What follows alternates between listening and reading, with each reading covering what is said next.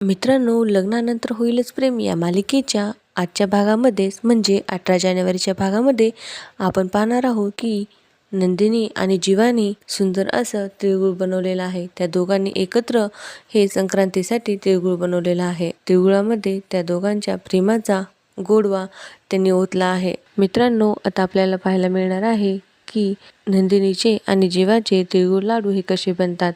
जीवाने गूळ हा गरम करून एका वाटीमध्ये भरलेला असतो आणि तीळसुद्धा भाजून ठेवलेले असतात. यानंतर नंदिनी त्या वाटीतला गूळ तिळावर टाकत असते. ती विसरून गेलेली असते की गूळ हा गरम आहे. त्यामुळे नंदिनीला मात्र त्या गुळाचा चटका बसतो. हे पाहून जीवाला फार वाईट वाटतं आणि जीवा तिच्या हातावर म्हणजेच नंदिनीच्या हातावर फुंकर मारत असतो.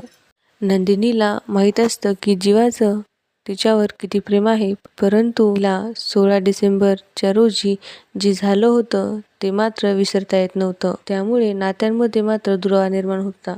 परंतु या संक्रांतीमुळे नक्कीच त्यांच्या नात्यामध्ये हा गोडवा तयार होणार आहे. इकडे देशमुखांच्या घरी मात्र रम्या आणि वसुंधरा यांना काल झालेल्या सर्व गोष्टींमुळे खूप राग आलेला असतो. त्या दोघींनाही असं वाटत असतं की आता मात्र काव्या आणि जीवामध्ये हे प्रेमाचं गोड नातं या संक्रांतीला तयार होईल. काव्या ही हॉलमध्ये तिच्या सॉफ्ट टॉय बोक्यासोबत खेळत असते.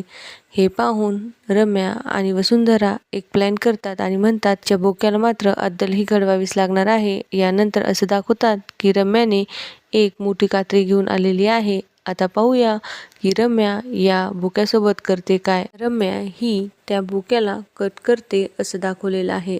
इकडे मात्र काव्या सर्व घरामध्ये तिच्या सॉफ्ट टॉयला म्हणजेच बोक्याला शोधत असते, परंतु तो काही सापडत नसतो. यामुळे काव्या खूप परेशान झालेली असते आणि ती त्या बोक्याला बोलवत असते.